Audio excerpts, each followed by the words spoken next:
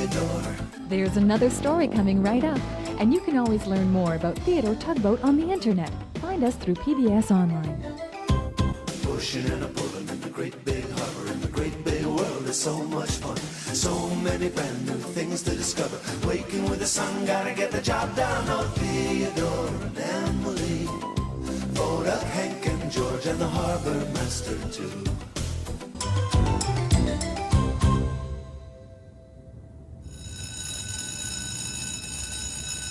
Oh, I don't know.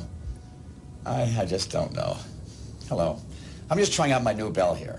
All we harbor masters have new bells. And we ring our bells when we let the harbor know, when we're coming and going. It's just... I'm not sure I even like my new bell. Now this is my old bell. My good old bell. See this dent here? That's from the time that it fell on the floor. And I put this rope on all by myself. But I guess I'll just have to get used to my new bell. Maybe I could talk to Emily about it. You see, Emily got a new hat just the other day. Now that's a good story.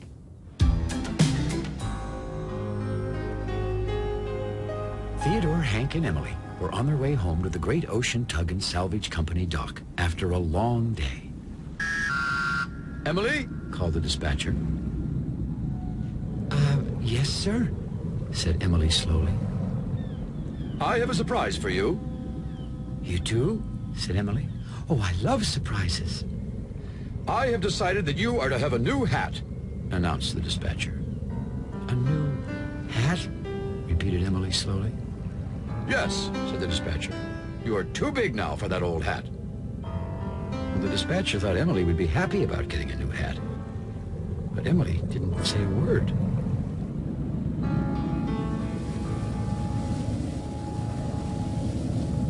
What did the dispatcher want? Asked Theodore. I have to get a new hat, said Emily quietly. A new hat? Theodore shouted right away. Oh, that's great! Oh, I wish I could get a new hat, added Hank. But, said Emily, I really like my old hat. That evening, as usual, the tugs pulled their hats down and went to sleep. All the tugs, except Emily. Emily was thinking about her hat, and the more she thought about it, the more she thought she didn't want to lose it. Tonight's the last night I can sleep under my old hat, she said to herself. My worn-out, wonderful hat. And that made her feel sad. And with her good old hat snuggled down just right, Emily finally drifted off to sleep. The next morning, Emily was just setting off for work with the other tugs. Maybe the dispatcher forgot, she thought. Oh, Emily? Yes, said Emily. Before you begin work, said the dispatcher, you may go to the repair dock and get your new hat. I guess he didn't forget, Emily said to herself. I can't wait to see you in it, called the dispatcher. Maybe my new hat will be just like my old one, Emily told herself, trying to make herself feel better. But it won't have the exact same worn-out spot in the back. And it probably won't flap in the wind like mine. But I guess I'm too big to wear my old hat.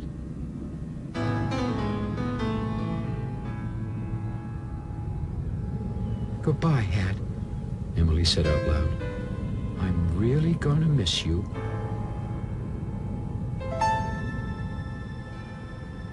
A little later, Theodore and Hank were waiting for Emily to help them bring a cargo ship named Cumberland into the harbor. Hey, who's that new tugboat? Called Cumberland. A new tugboat? Repeated Hank.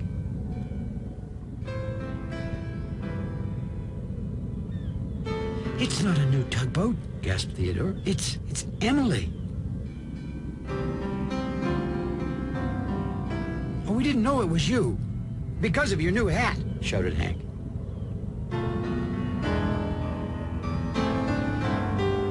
It's really fuzzy, said Theodore. It's really fresh, added Hank. And fresh was the only word he could think of just then. It's not the same, said Emily in a voice she could hardly hear.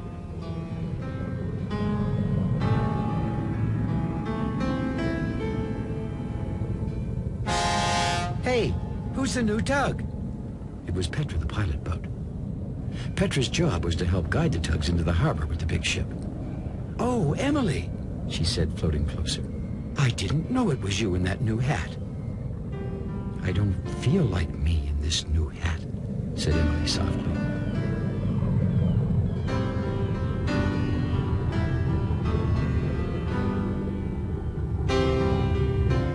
It seemed everywhere Emily went, everyone honked, or whistled, or tooted, as if they were welcoming a new tugboat.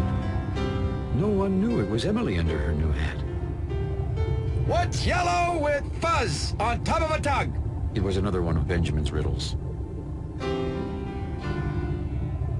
Emily's new hat! Everyone shouted together. Emily was so upset about her new hat that she wasn't watching where she was going. She steered straight towards Digby, the cable ship, who was busy laying cable along the shore. Look out! Cried Petra. Oops! Watch it! Called Digby. Emily roared her powerful engine and just managed to turn in time. But Digby, poor old Digby. I think I'm jibberty-spiggity stuck, called Digby. As usual. You see, Digby is always getting stuck somewhere. And Emily knew she'd caused an accident, and that was most unlike her. She was always so careful. It seemed everyone was waiting for her to say something. I cannot work in this hat, said Emily. It's silly and dumb, and it feels different. Besides, no one knows who I am. I want my old hat back. Theodore, why did Emily have to get a new hat if she didn't want one? Asked Hank. The dispatcher said, answered Theodore. The dispatcher, he repeated slowly to himself. And then, suddenly, he had an idea. An idea that might help Emily.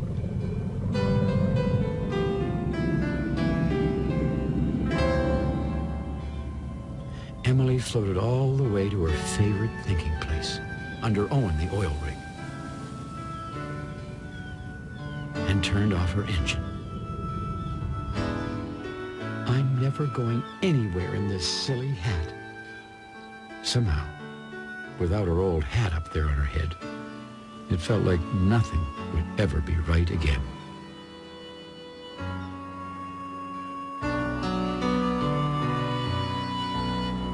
Now, right around the same time, the dispatcher was having a serious talk with Donald Dock. I'm very concerned about Emily, the dispatcher was saying. First, she caused an accident, and now she's missing. This isn't like her at all. Uh-huh, said Donald. Uh-huh is all Donald ever says. Emily does seem different. It was Theodore, hurrying up to the dispatcher. Maybe it's her hat. Her hat? Repeated the dispatcher. Oh, yes. Emily does have a new hat today, but where is she? I really like my lifeboat, continued Theodore. Your lifeboat? Repeated the dispatcher. That's nice, Theodore, but right now I'm trying to find Emily. I've had it for a really long time, Theodore went on. Almost forever. Theodore, said the dispatcher, what are you talking about? Did you ever have something you really liked? Asked Theodore. Well, said the dispatcher after a moment. As a matter of fact, I still do. My flag. I've always had it flying, right up there over my head. It's kind of old, but, well, I like it. Emily really liked her old hat, said Theodore. I see, said the dispatcher. Do you think she misses her old hat? Maybe that's why she's acting so strangely? Well, said Theodore. And I thought she'd like a new hat, Continued the dispatcher. I guess everyone has favorite things, said Theodore. Yes, Agreed the dispatcher. yes, I guess you're right, Theodore.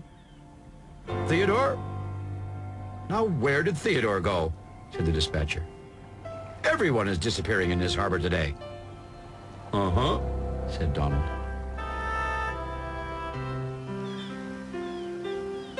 Emily? It was Theodore. Theodore? Said Emily. How did you find me? Oh, underneath Owen is my favorite thinking place, too, replied Theodore. What are you thinking about, Emily? I was just thinking about my old hat, replied Emily. Well, I was thinking, said Theodore, that you should ask the dispatcher if you can have your old hat back. But the dispatcher said I'm too big to wear my old hat, said Emily. Oh, said Theodore with a big sly smile, I really think you should ask him.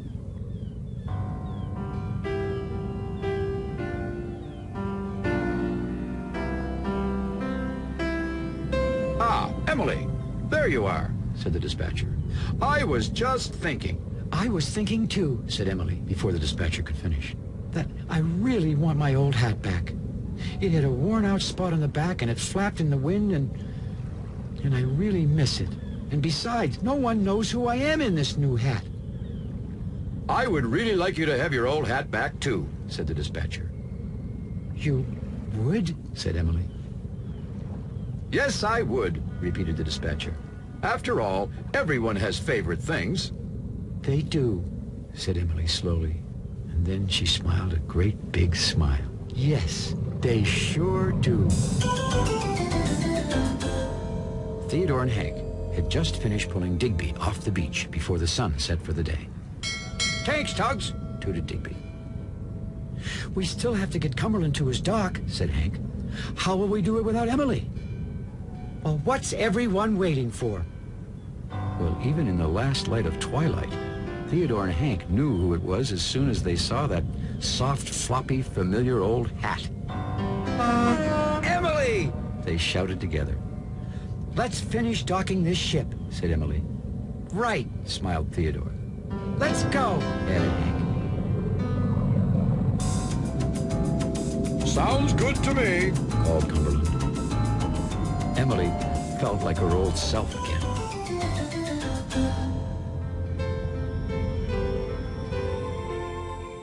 That evening, as usual, the Tugs pulled their hats down tight.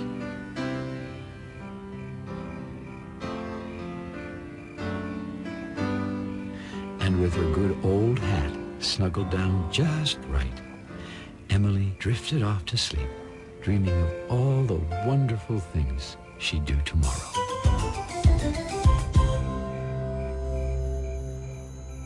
I'm glad Emily got her old hat back, too. I could hardly tell who she was myself when I saw her from way up here. You know, Emily's story got me thinking that maybe I don't have to give up my old bell after all. No, I think I'm going to keep on using my good old bell until, well, till I feel like getting a new one. After all, everyone, even harbor masters, have favorite things. Well, thanks for visiting us here in the Big Harbor, and we'll see you all again next time. Now that sounds much better.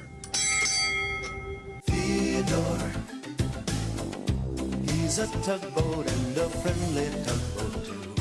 A friendly tugboat too.